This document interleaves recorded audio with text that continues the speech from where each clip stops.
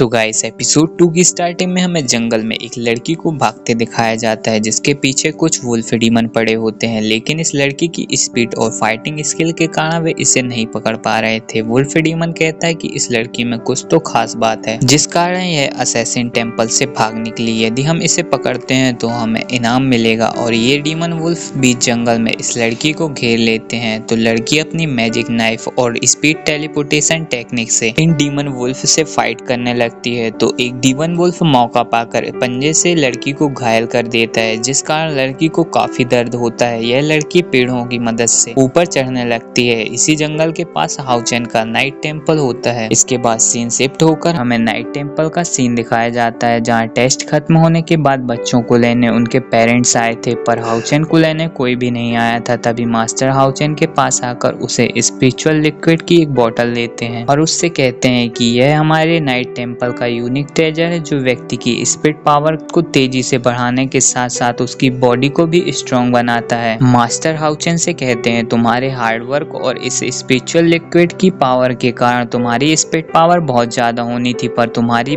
Spirit power मात्र 11 है। Master Haochen से पूछते हैं क्या तुम इसे डेली लेते हो? तभी जियांगू वहां आकर हाउचेन से चलने का इशारा करता है जिस पर हाउचेन मास्टर से परमिशन लेकर वहां से जाने लगता है। तो मास्टर बोलते हैं कि यह जरूर मुझसे कुछ छिपा रहा है। यहाँ दूसरी तरफ हाउचेन और जियांगू भागते भागते जंगल में पहुंचते हैं। तब जियांगू अपनी स्पिरिट बोतल को हाउचेन को ऑफर करते हुए कहता है कि मुझे पता है कि तुम यह लिक्विड बहुत समय से अपनी बीमार माँ को पिला रहे हो। जिस पर हाउचेन कहता है कि तुमने ठीक कहा, मैं यह लिक्विड अपनी माँ को देता हूँ जिससे उनकी हालत में भी सुधार आया है, पर मैं फिर भी तुमसे यह ट्रेजर नहीं ले सकता। मुझे खुद ही मेहनत करके स्ट्रॉन्ग होना होगा। यहाँ जियांगू सोचता है कि यदि हाउचेन इस लिक्विड को पीता होता तो उसकी स्पिरिट पावर कितनी ज्यादा होती। हाउचेन मन में अपनी माँ से माफी मांगते हुए कहता है कि माँ, आपने मुझे बताया था कि एक ब्रेव मैन कभी भी किसी के सामने झुकता नहीं, पर मैं आपको खोना नहीं चाहता। मैं आपके लिए कुछ भी कर सकता हूँ। इसके बाद हाउचेन जंगल की तरफ भागते हुए जियांगू से कहता है तुम घर वापस चले जाओ, मुझे अपनी माँ के लिए कुछ जड़ी बूटियां लेने जाना है। जिस पर जियांगू कहता है ठीक है, पर तुम अपना ध्यान रखना क्योंकि जंगल के बीच में काफी खतरनाक बीस्ट है। यहाँ हाउचेन जड़ी बूटी ढूंढते हुए जंगल के बीच में पहुंच जाता है। तभी उसे पीछे से कुछ गिरने की आवाज आती है। तो हाउचेन अपनी स्वॉर्ड लेकर झाड़ी को हटाता है तो उसे वहाँ एक लड़की दिखाई देती है। यह लड़की वही होती है जो डीमन वुल्फ से बचकर भाग रही थी, पर जख्मी होने की वजह से कमजोर होकर यहाँ गिर जाती है। हाउचेन उस लड़की को उठाने उसके पास जाता है तो वह लड़की अपनी नाइफ को हाउचेन के गले पर रख देती है। पर जब हाउचेन उस लड़की से पूछता है कि तुम ठीक तो हो, यह सुनकर लड़की अपनी नाइफ को हाउचेन के गले से हटा देती है और वहां से बच जाने की कोशिश करती है, पर घायल होने के कारण वह उठ भी नहीं पा रही थी। हाउचेन उस लड़की से पूछता है कि तुम इतनी घबराई हुई क्यों हो? जिस पर वह लड़की हाउचेन के हाथ में लिखते हुए बताती है कि मैं बोल नहीं सकती और मेरे पीछे कुछ वुल्फ डीमन पड़े हैं। वह लिखती है कि मुझे बचा लो सिस्टर। जिस पर हाउचेन कहता है सिस्टर,